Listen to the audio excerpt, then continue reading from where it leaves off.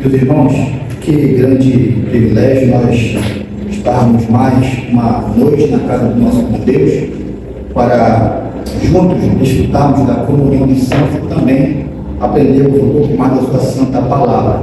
Quero convidar os irmãos a abrir em um versículo, em um texto extremamente conhecido pelo povo cristão. Nosso tema de hoje está aí já no nosso slide. No esconderijo do Altíssimo. Vamos abrir a palavra de Deus no Salmo 91. Vamos fazer a leitura. A palavra de Deus, à medida que você encontrar, se coloque de pé, para que assim nós possamos ler a palavra do Senhor. Salmo 91, de 1 a 16. Amém?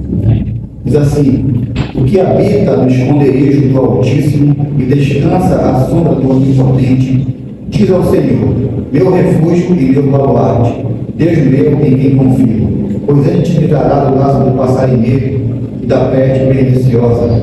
Cobrir-te-á com as suas penas, e sob as suas asas estarás seguro. E a sua verdade é pavês e escudo. Não te assustará o terror noturno, nem a seta que voa de dia, nem peste que se apropaga das trevas, nem a mortandade que assola ao meio-dia. Cairão ao teu lado, 10.000 à tua direita, tu não serás atingido. Somente com os teus olhos contemplarás e verás o castigo dos ímpios. Pois disseste, o Senhor é o meu refúgio, e fizeste do Altíssimo a tua morada. Nenhum mal te sucederá, praga nenhuma chegará à tua tenda, porque os seus anjos dará ordem ao teu respeito, para te guardarem em todos os seus caminhos. Eles te sustentarão nas suas mãos, para não tropeçarem em alguma pedra. Pisarás o leão e a áspide, calcarás os pés do leãozinho e a serpente, porque a mim se apegou com amor, eu o livrarei. Ouvi a salvo, porque conhecem o meu nome. Ele me invocará e eu lhe responderei. Na sua angústia eu estarei com ele, e dá-lo-ei e glorificarei. Saciá-lo-ei com longevidade e lhe mostrarei a minha salvação. Ore mais uma vez. Pai, nós te pedimos a tua iluminação, Pai, para cumprir a tua palavra. Te pedimos para que ela fale aos nossos corações, de maneira, Senhor, que o Senhor venha a ser glorificado e também venha a edificar a tua igreja. É o que nós te pedimos em nome de Jesus. Amém. Os irmãos podem se assentar. Meus irmãos, Salmo 91 é um dos mais conhecidos saltérios do povo de Israel. Eu acredito que todos nós conhecemos, ou já lemos, ou ouvimos em algum momento esse salmo. No entanto, é interessante que esse salmo ele é usado muitas vezes como uma espécie de amuleto por muitas pessoas. Muitos deixam a Bíblia aberta em sua casa no Salmo 91, quem sabe em uma estante ou ali na cozinha. Outros deixam dentro do carro, outros até imprimem em cartaz ou adesivo, pregam no carro, na empresa ou em qualquer lugar onde estejam. Ou seja, eles usam o Salmo 91 como uma espécie de amuleto, como se esse salmo tivesse o poder de impedir alguma ação do indivíduo ou qualquer tipo de problema que nós venhamos a passar. No entanto, como diz o salmista no Salmo 119, guardei a tua palavra no meu coração para não pecar contra ti.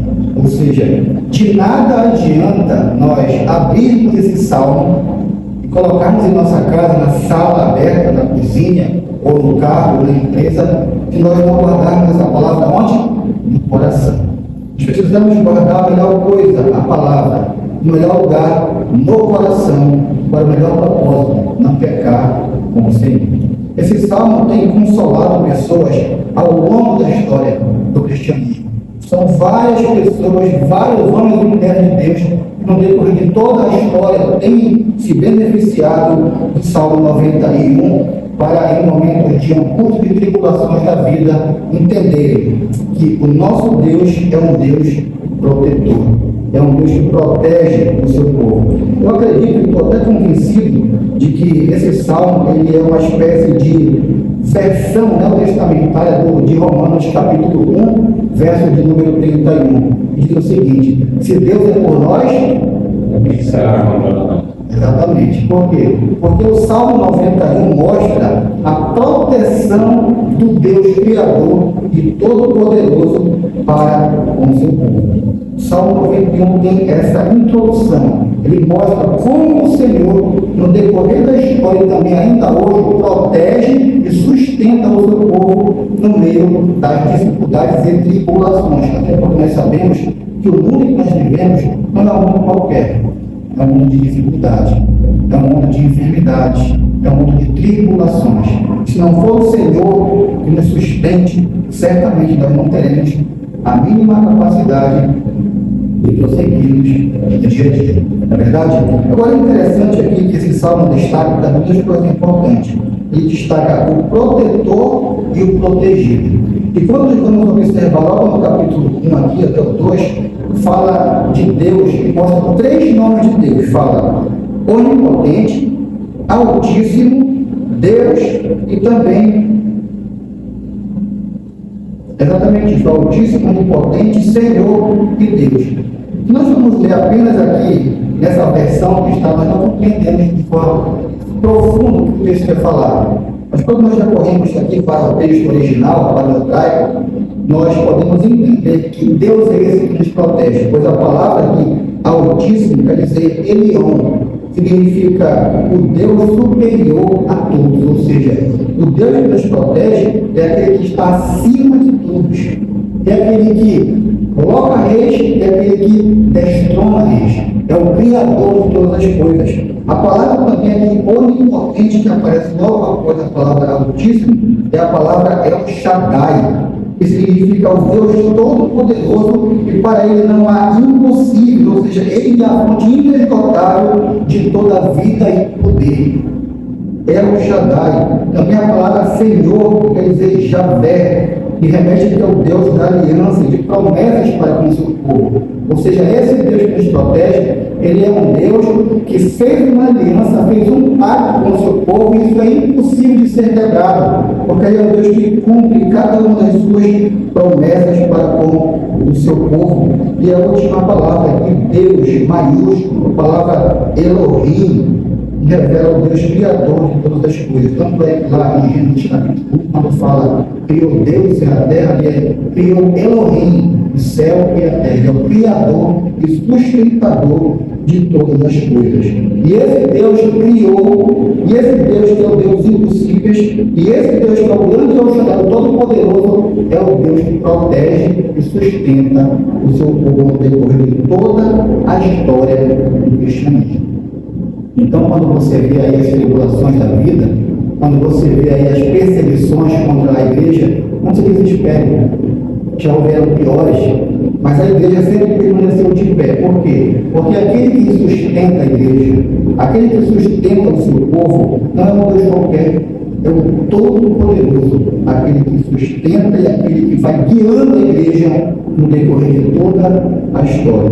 E diante disso, quero destacar aqui, para cada um de nós, as possibilidades, ou melhor dizendo, as vantagens ou os benefícios de se esconder no esconderijo do Altíssimo. Agora, um detalhe importante aqui para cada um de nós. Esse salmo aqui, o Salmo 91, ele é para qualquer pessoa? Será que é? Certamente não. Porque o texto é muito claro. Aquele que habita no esconderijo do Altíssimo.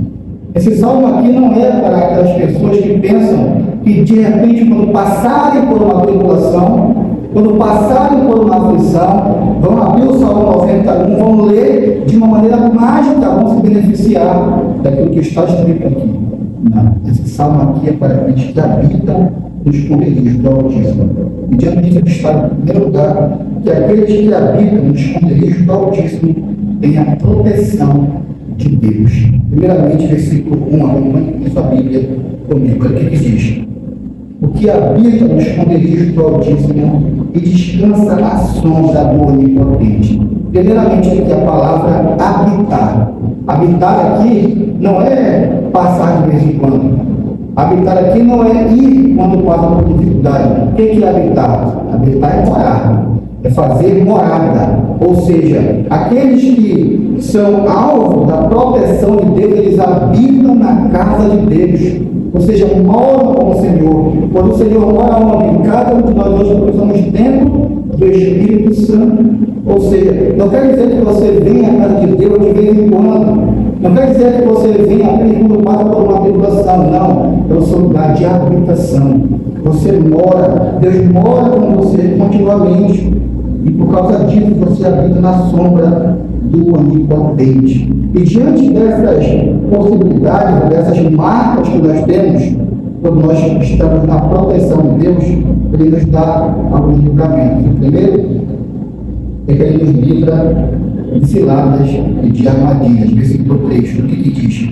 Pois Ele te livra do laço do passarinheiro e da peste perniciosa. Primeiramente, do laço do passarinheiro. A palavra laço aqui significa armadilha, ou para quem é do interior, arapuca. Quem aqui já viu no interior aí, quando nós vamos armar aquela armadilha para pegar passarinho, só temos uma arapuca ali. E o passarinho vem todo inocente, pensando que vai se alimentar, pensando que vai levar até para o seu filhote no ninho, mas de repente ele vai e cai naquela armadilha, cai naquela arapuca. Da mesma forma, nós também, em toda a nossa trajetória cristã aqui, nós também passamos por armadilhas e por arapucas. O inimigo nessas armas do diabo, ele tenta constantemente armar ciladas contra cada um de nós. E não somente ciladas físicas no decorrer do dia, mas principalmente as espirituais, que vêm para nos derrubar, para nos tirar do caminho do Senhor. Eu me lembro, no ano passado, quando nós tivemos a ideia de fixar a congregação aqui em Águas Brancas, eu procurava para minha esposa um apartamento lá daqui para comprar. E nós, buscando esse apartamento que estivesse ao nosso alcance para comprar e poder pagar, começamos com uma moça de um residencial em Minha Casa Minha Vida, aqui atrás. O valor estava bom, nós avaliamos, tudinho, alinhamos, para depois de uma semana irmos ao cartório para comprarmos, passar para o nosso nome. No decorrer da semana, eu liguei para a moça, ela não me atendia. Chegou o dia de ir ao cartório, e ela não me atendia, fiquei um pouco chateado, até que eu vim à casa dela e fui perguntar para a minha cunhada que morava ao lado. Ela disse bem assim: olha, tu não sabe o que Deus te livrou. Falei, por quê? Ela disse: esse apartamento nem dela era. Esse apartamento era do ex-marido, ele ia vender, ia sumir. Então, olha o que acontece.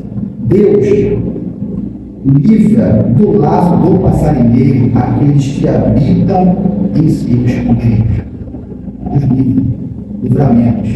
Certamente se você puxar na frente, você vai lembrar de alguma ocasião que Deus te livrou.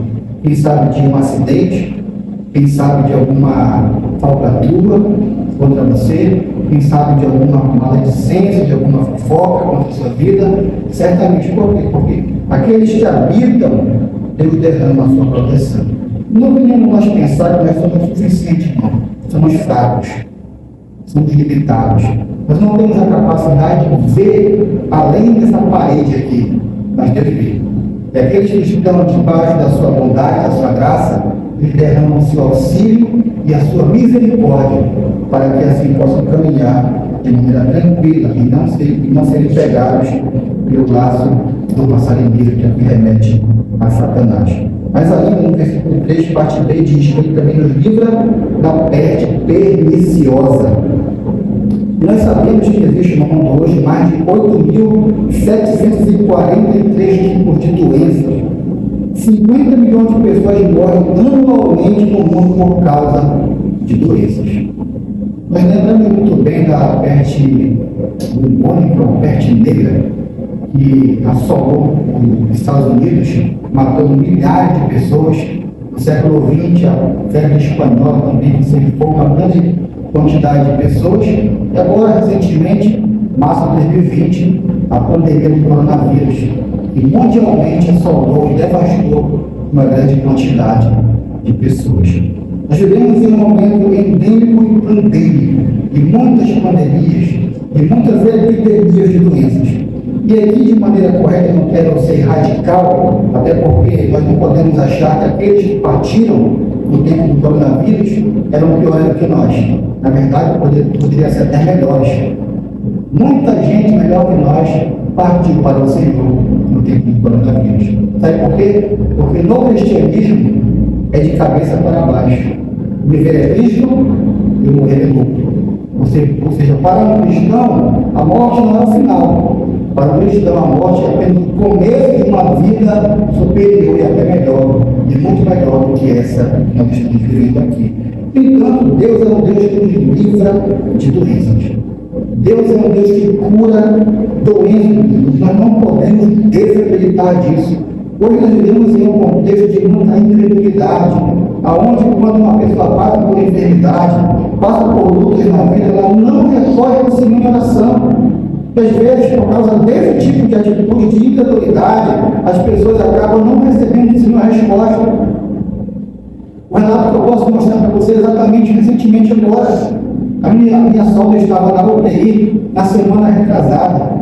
E a minha cunhada foi pegar o boletim de informação ali dela no que tinha acontecido com ela. Obrigado.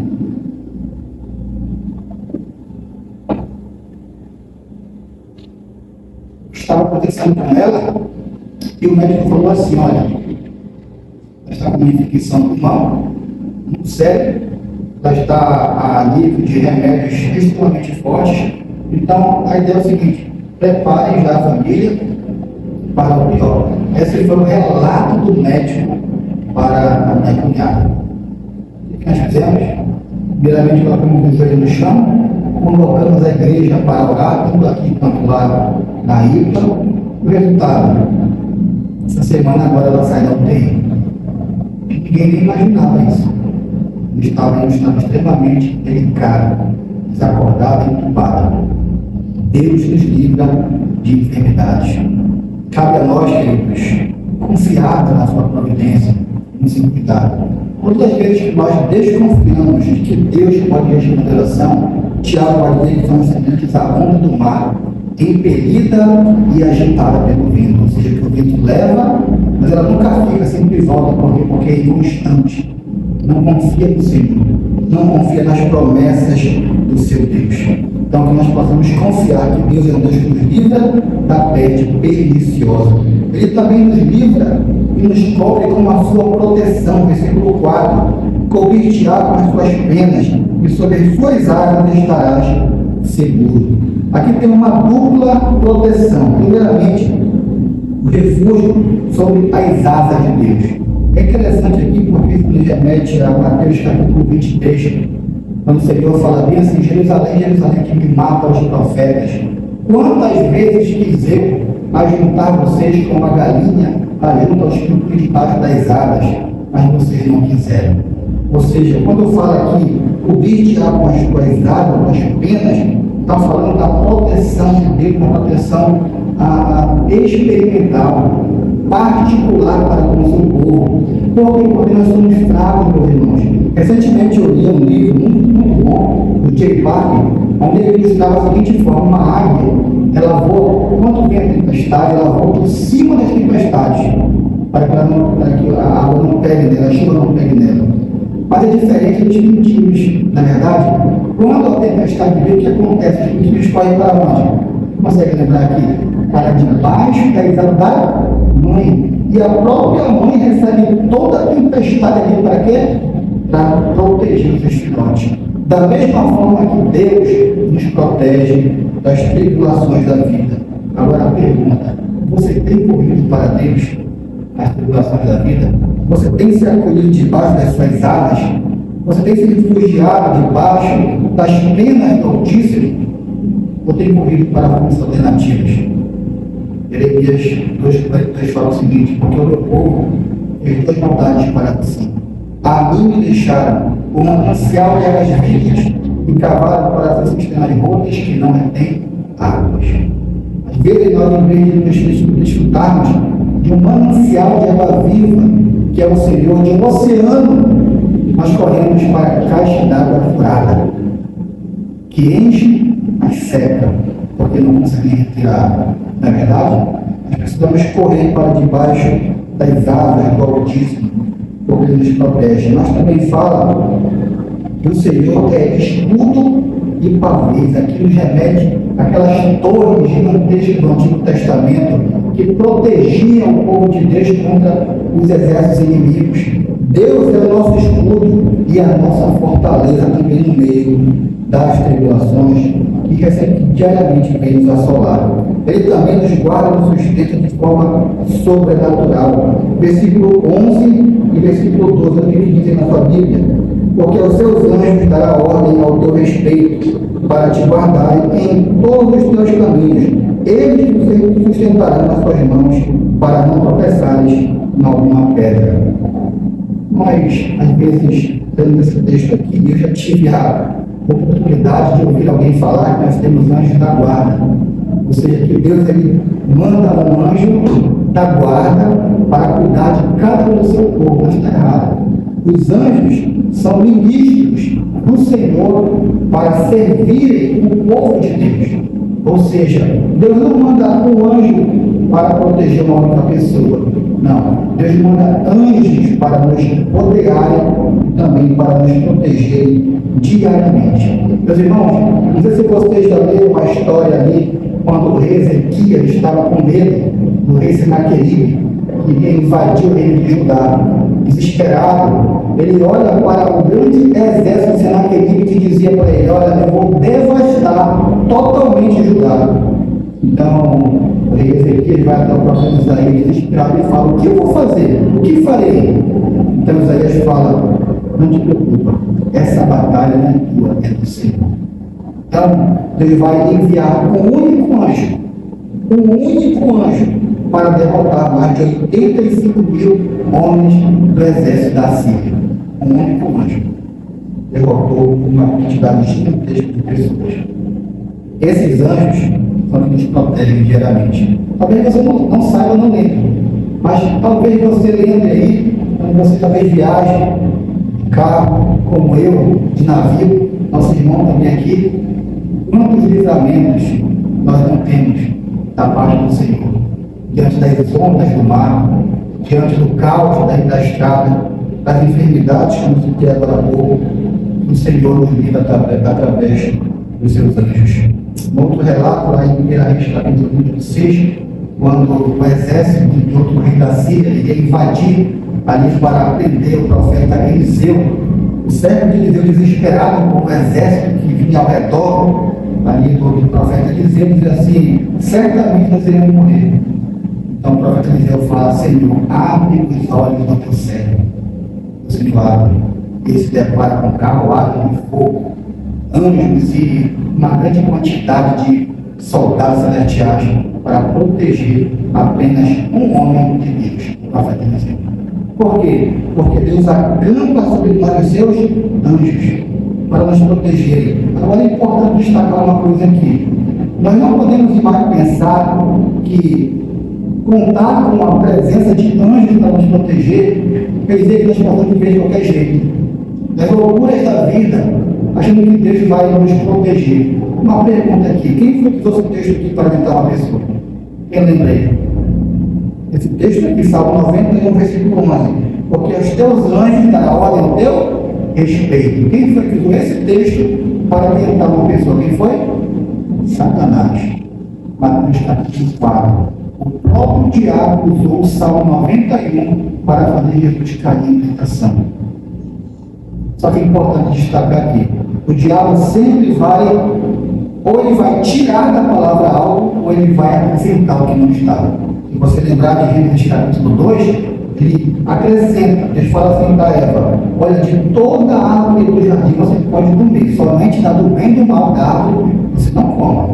O diabo vem falar bem assim: é assim que Deus disse? De toda a árvore você não pode comer? Aí Eva vai e acredita. Mas ele nunca disse isso. Ele disse: aí vocês podem comer de todas, só não da do conhecimento do bem e do mal. O diabo veio e fala o seguinte: Deus disse que você não pode comer de nenhuma. Ou seja, distorce a palavra de Deus. E da mesma forma, em Mateus capítulo 4, distorce também. Quando ele vai para Jesus, ele fala bem assim: olha, porque os teus anjos darão ordem ao teu respeito para que te guardem. Faltou alguma coisa aí? Faltou. Em todos os teus caminhos. Ou seja, ele omitiu essa última parte aqui. Por quê? Deus vai proteger, Deus vai dar sustento, Deus vai acampar anjos para com aqueles que estão em seus caminhos. Aqueles que estão na retidão do Senhor. Não adianta pegar o salmo aqui e falar: vou viver na loucura da vida, da forma que eu bem entender. Certamente você vai para o caminho da perdição. Porque Deus ele tem compromisso para com a sua palavra, para com aquele que obedece a sua palavra. Amém? Agora, em segundo lugar, aqueles que habitam no esconderijo do Altíssimo recebem a promessa do protetor.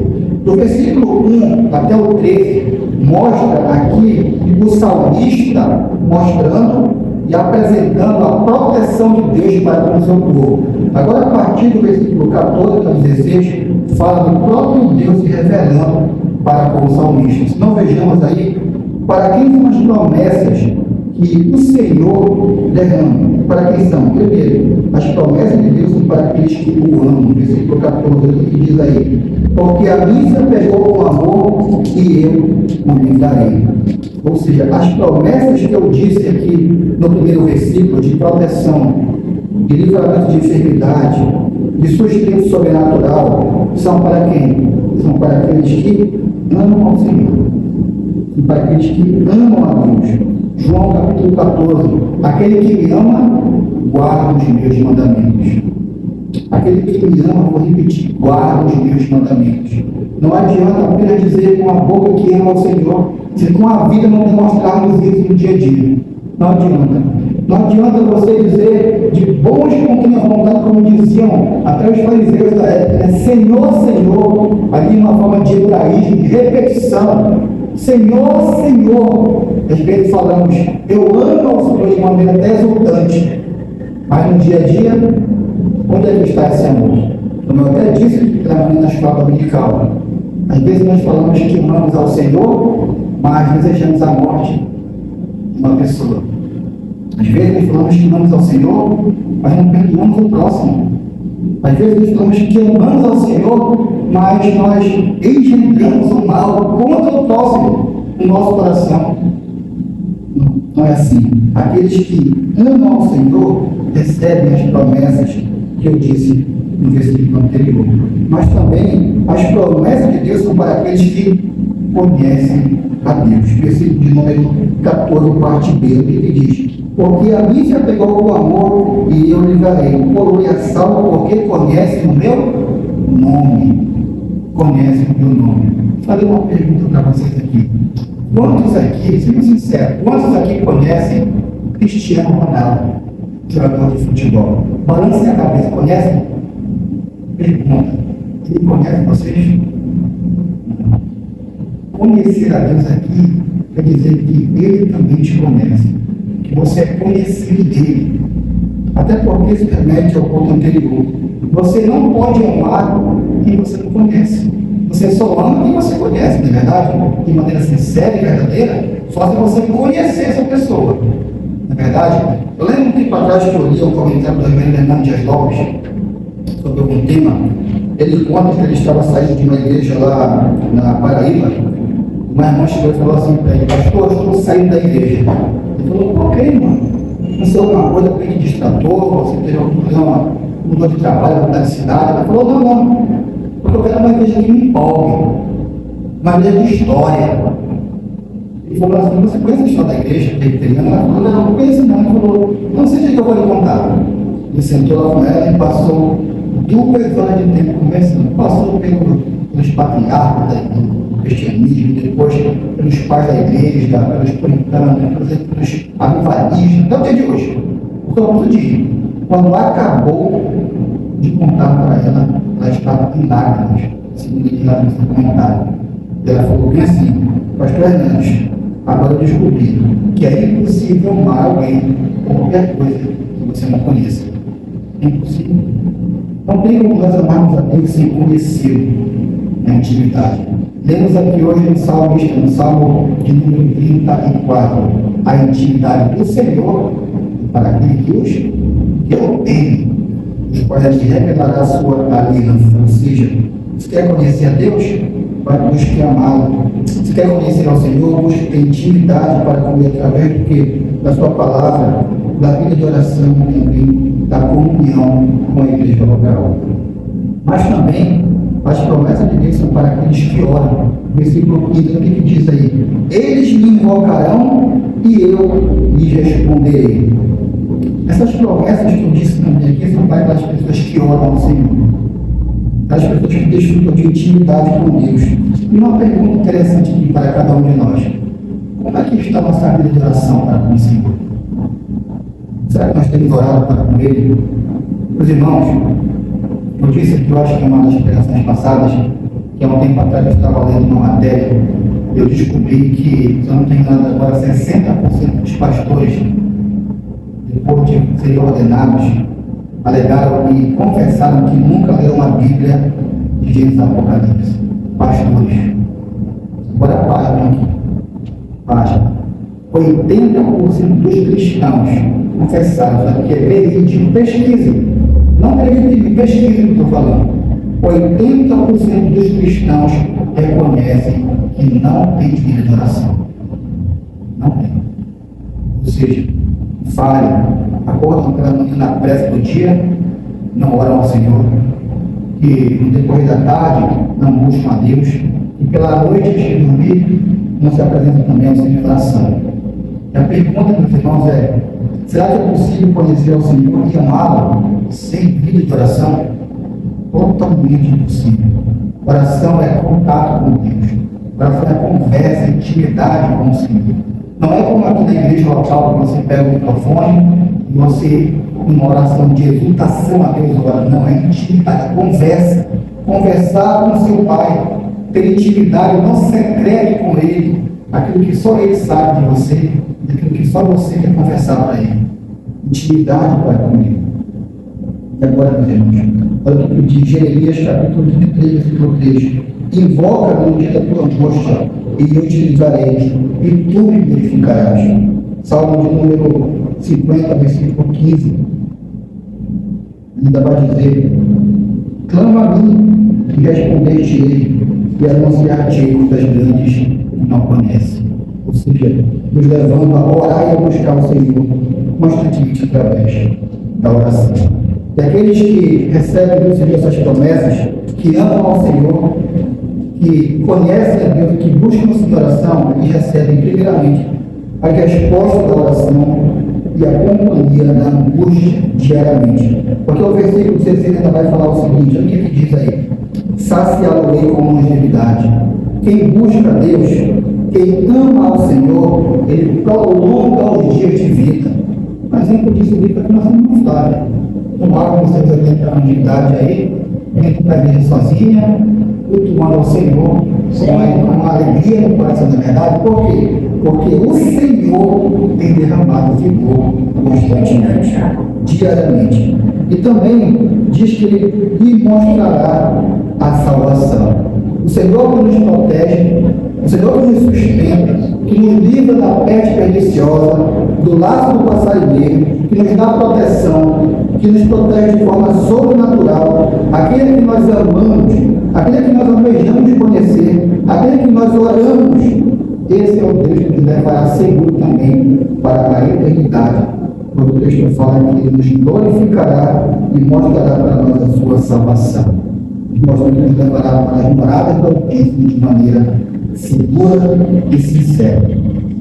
Meus irmãos, o cristianismo só existe hoje porque Deus cumpriu suas promessas. Se Deus não fosse Deus de aliança, de promessas, certamente nós não estaríamos aqui. Diante de tanta perseguição que já passou a igreja, tantas lutas que nos acometem diariamente, é só Deus que sustenta o nosso povo diariamente. Num tempo em que muitos cristãos estão afastados da simplicidade do Evangelho e abraçando uma espiritualidade de consumidor, precisamos retornar às promessas de Deus diariamente. temos intimidade para com Ele. 1 Coríntios capítulo 2, versículo 9 diz o seguinte: mas como está escrito, as coisas que os olhos não viram, os ouvidos não ouviram, e nem subiu ao coração do homem, são as que Deus preparou para aqueles que o amam. Amém? Eu concluí com duas aplicações para cada um de nós aqui. A primeira delas está aí. Primeiramente, confie nas promessas de Deus. Não despreze aquilo que Deus prometeu em sua palavra. Não despreze. Confie. Tenha confiança diária no Senhor. Eu costumo sempre dizer em cada um devocionais com a minha família: nós não podemos desprezar as promessas de Deus, pois elas são fiéis. Ele é fiel. E não é de que a nossa oração tem poder para que Deus cumpra essas promessas. Não. É que o Deus que responde a oração tem poder e é fiel para cumprir cada uma de suas promessas. Segundo, Ele não impede que nós passemos pelo vale da sombra da morte, mas Ele vai conosco em cada uma das batalhas de nossa vida. Só que nós possamos cada dia mais confiar nesse Deus e nos esconder sempre na sombra do Altíssimo, na sombra do Onipotente. Amém? Vamos colocar de pé e vamos ler essa frase do teólogo e pregador Charles Spurgeon. Todo momento diz aí a palavra do Charles Spurgeon: tomem para você a promessa de Deus, pois ela é suficiente, e mais do que suficiente, mesmo que todas as fontes da terra se sequem. Que Deus nos abençoe. Vamos cantar o cântico ao Senhor, um coração alegre e feliz,